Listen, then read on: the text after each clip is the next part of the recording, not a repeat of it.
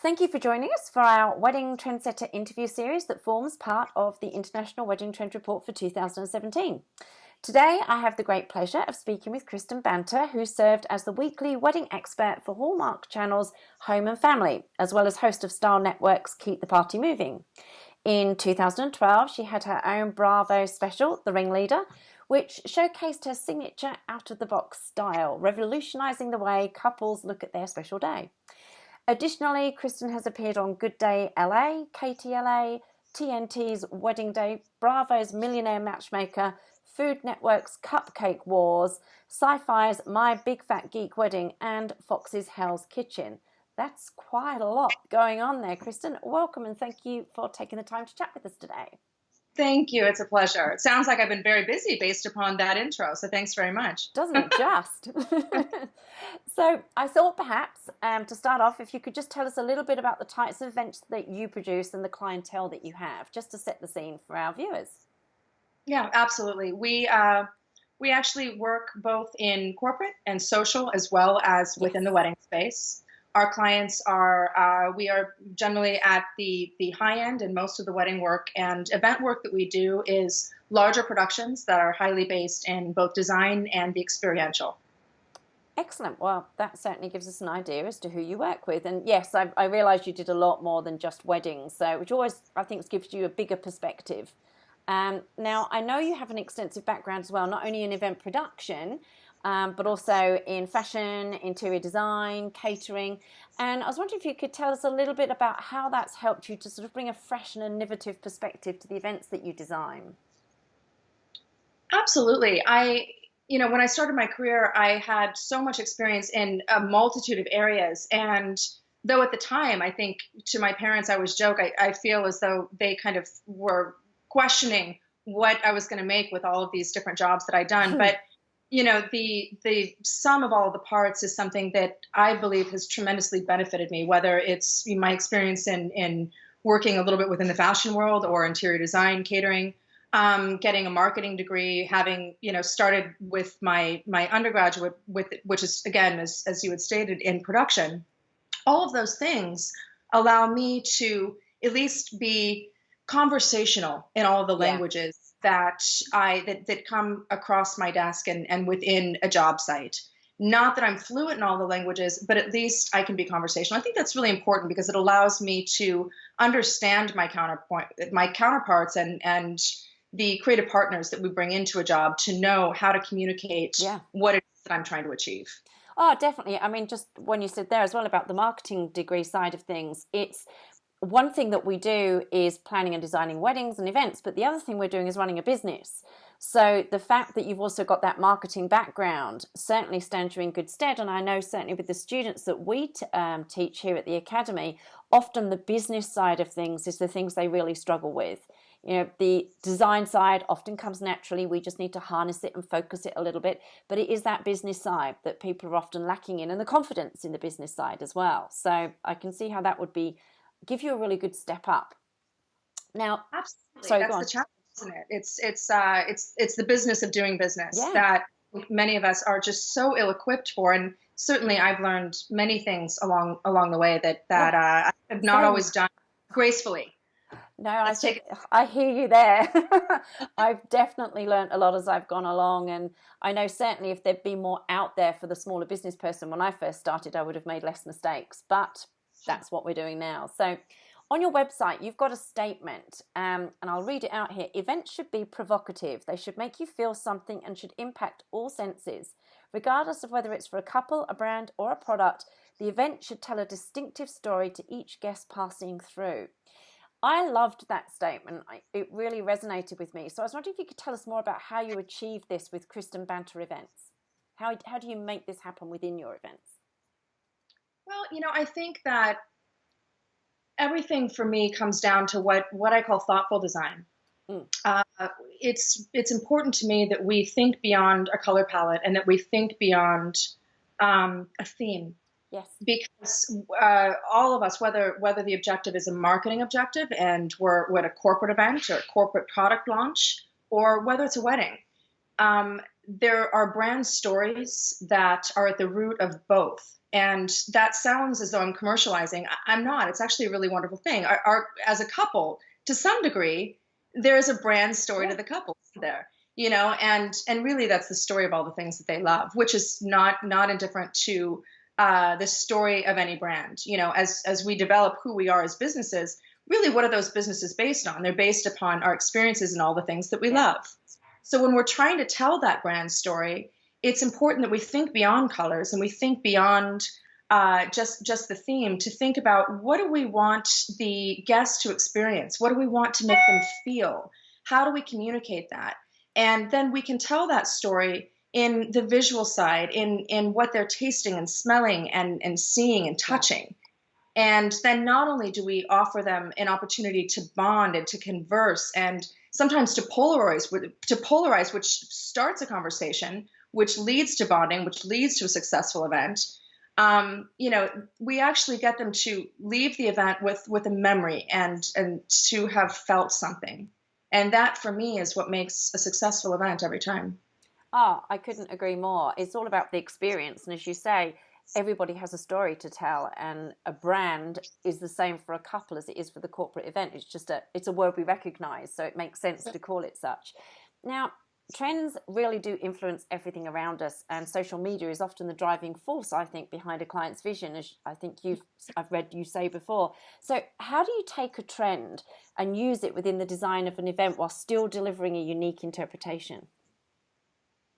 Well, I think that there's so much of influence now in the realms of social media, whether that's Pinterest, Instagram. The biggest challenge, I believe, for us is to try to determine how, with each individual client, we can transcend that trend. Because clearly that's what our consumers are seeing. And then we need to find a way to push beyond that and to figure out, where do they exist within that trend? Because then we can go beyond it to find out what in that trend represents them. And then that trend can be morphed and pushed and pulled to have a unique spin. Then it lives on. It doesn't live for a defined period of time where it becomes, well, that was the season of the Dreamcatcher. Yeah.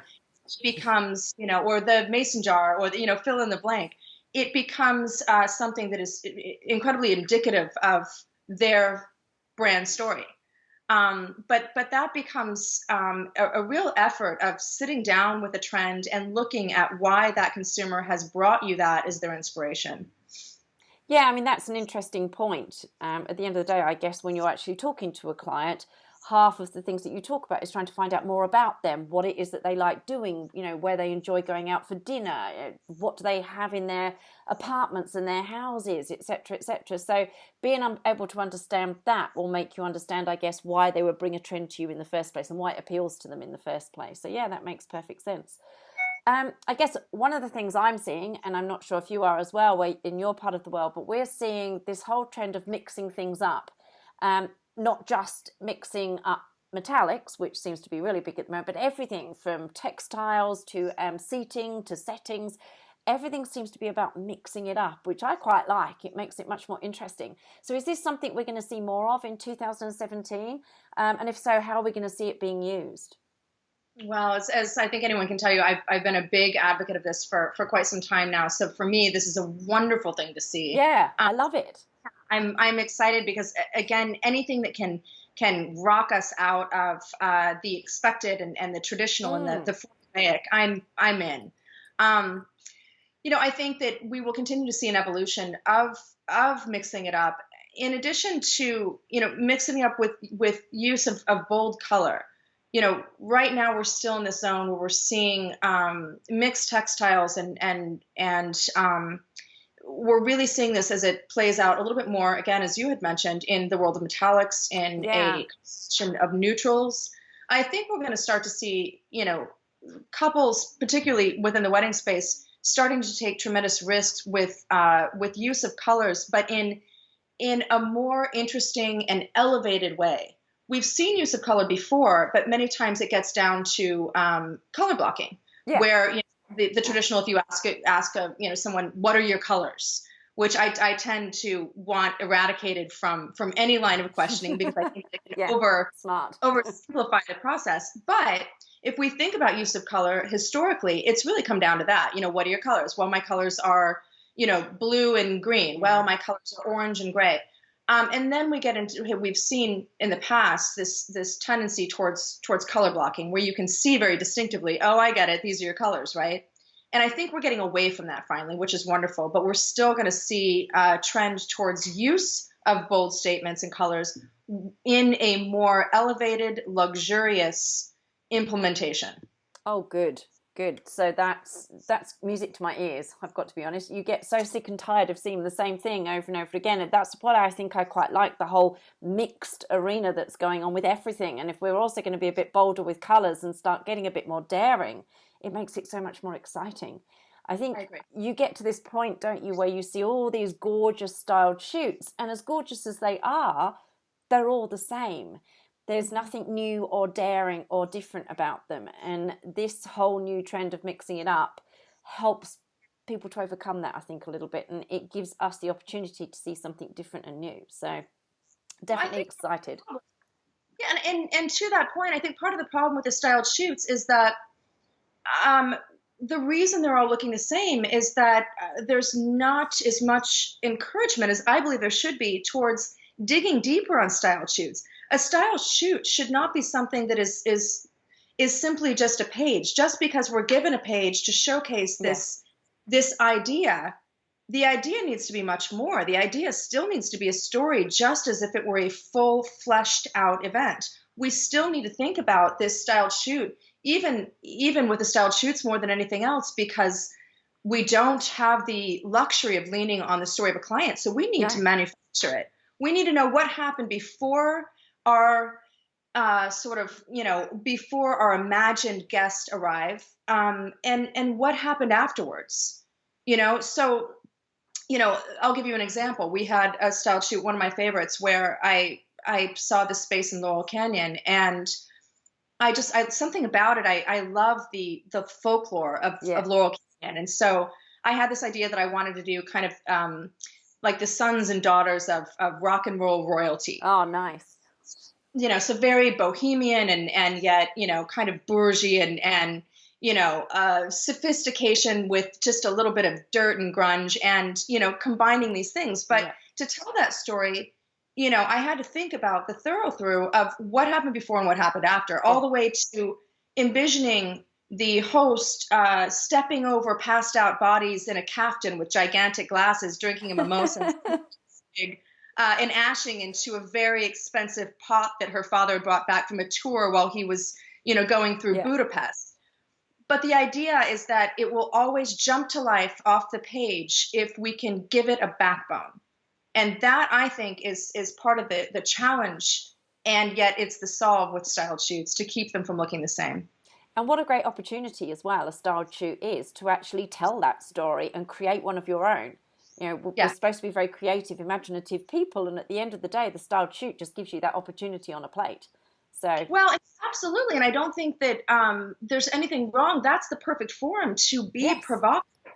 It's fantasy, isn't it? So there still needs to be a takeaway to the general consumer. But this is the fantasy world. It should provoke. It should make you think. It should push the envelope, because that's what a styled shoot is. And I think we've all gotten a little bit comfortable in showing these things that are so user friendly and so kind of everyday. And not everything needs to be in a field. I think that we as an industry we can push more, because that is where fantasy should live. And my hope is that we start to see those ideas leap to life and spring into existence as, all of us as an industry are encouraged more to have a point of view and to take risks. There still can be a consumer takeaway. Oh, definitely. I couldn't agree more. And it's nice to hear that fresh perspective on it as well. And I certainly hope any of our students listening will take on board exactly what you've said there and really start to push the envelope within their own design. So, yeah. I hope so. Totally Let's create agree. a revolution, guys. Let's do this. Quite. So I guess we have to ask, what are we about to see the last of for weddings in 2017? What are we finally kicking into touch? Well, this is always a tricky question, because are you asking me what I'd like to see the last of? Oh, I think we can have a little of both. Well, I think that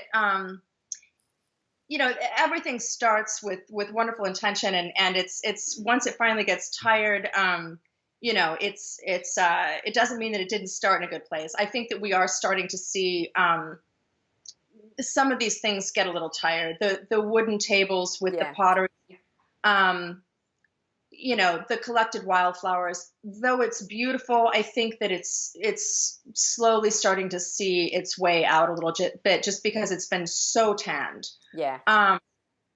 Just as the bohemian flair, replaced the vintage. Yeah. I think we're starting to see that come to wane a little bit, in terms of the very handmade macrame, dream catchers replacing mason jars.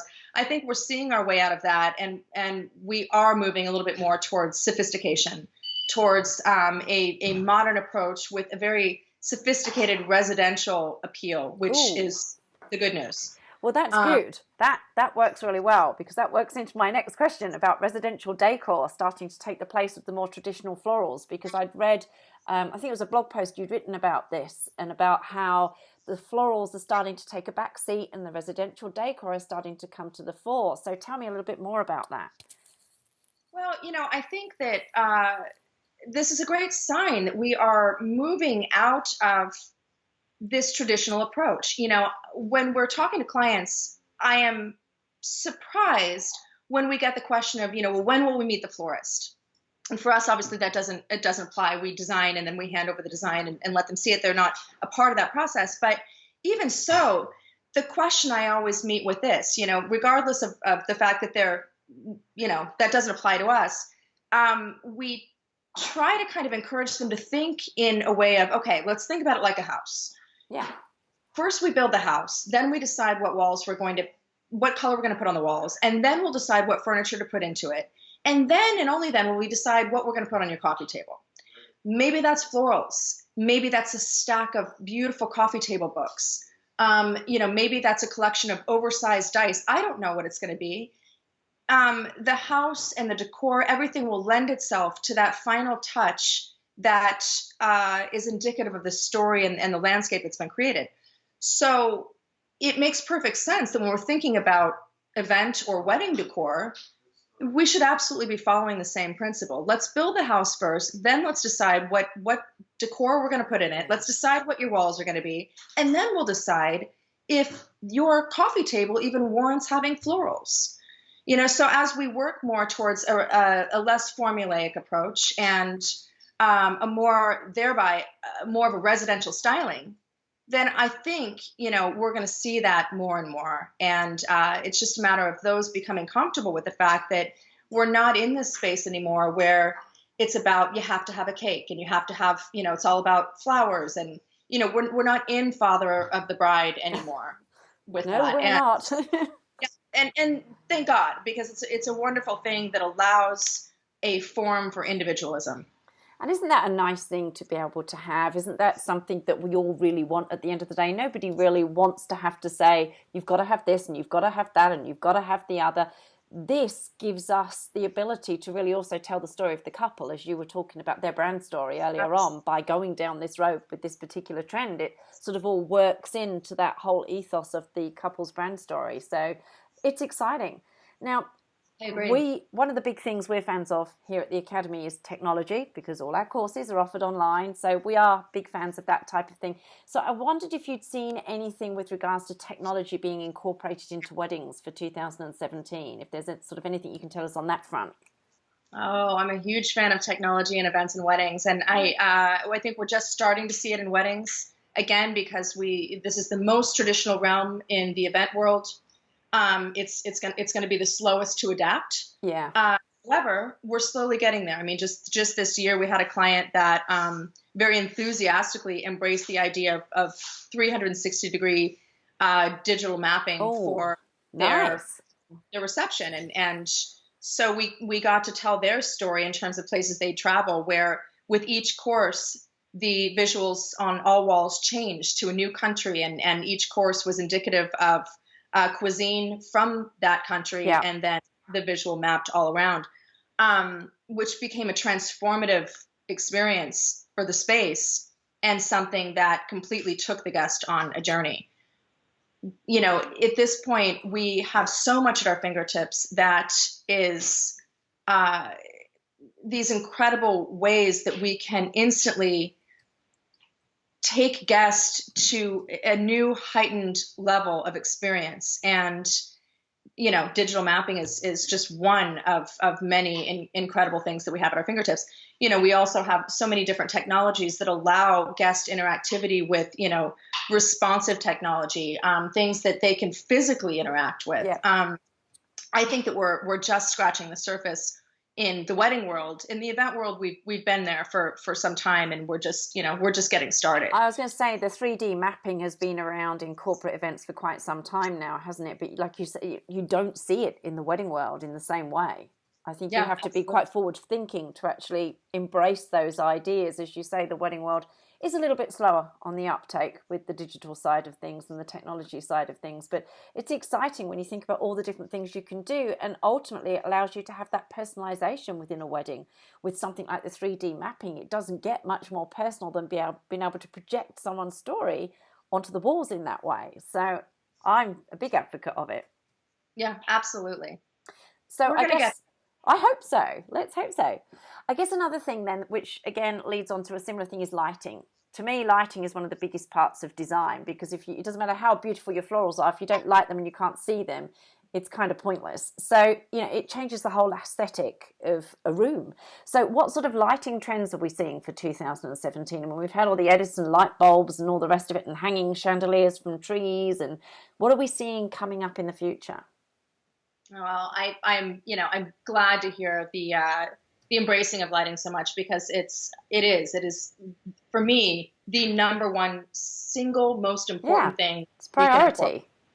It's amazing, because it's also affects so much the way that guests actually behave. Yeah. From how long they stay on the dance floor to how long they stay at the event. The guest behavior in reaction to how that room is lit is an incredibly interesting thing, and thereby is so important. I mean, it's I always say, go next time you're at a bar or restaurant, stay until closing and wait till they turn on the house lights and see what happens as everybody kind of creeps out like scared rats coming out of holes. I mean, it's fascinating to see what that responsiveness is like. So at this time when we have so many that are finally starting to see that and understand that, even if they don't realize how far reaching it is, at this point, we no longer have to explain that it needs to be incorporated to our consumer. They get it. It's just a matter of how. So, circling back to your question, how will it be implemented? We fortunately are getting away from, the trends that have been overly saturated with the chandeliers and the Edisons. I think, again, harking back to our earlier topic, I think we're moving more towards residential once again. I think to see a creative nature to the fixtures that are being implemented. It's not all about the crystal chandelier, thank God. It's not all now about the other side of that with the Edison. It's about residential fixtures that are finding their way to become a greater part of the overall vision of the event space. It's not about checking the box of like, it's because there's crystal chandeliers. That I think is something that is really necessary, because we've really been stuck on those, that for a long time. Haven't we? And again, I think that we will start to see digital mapping starting to have, even if it's not 360-degree digital mapping, we're starting to see just nuances of it, even if it's something that's kind of projected that is, a little bit more artful and, something that is a little bit more abstract, even if it's not a full picture story. I think that we'll start to see that as well. Well, I guess really, if you think about it, where are we most comfortable? At home. That's our safe, comfortable place. So it kind of makes sense that we actually want to turn our event space into the feel of a residential dwelling, because we feel comfortable there, we feel relaxed, we feel happy. So that kind of makes sense when you think about it within the design of a wedding, or it does to me.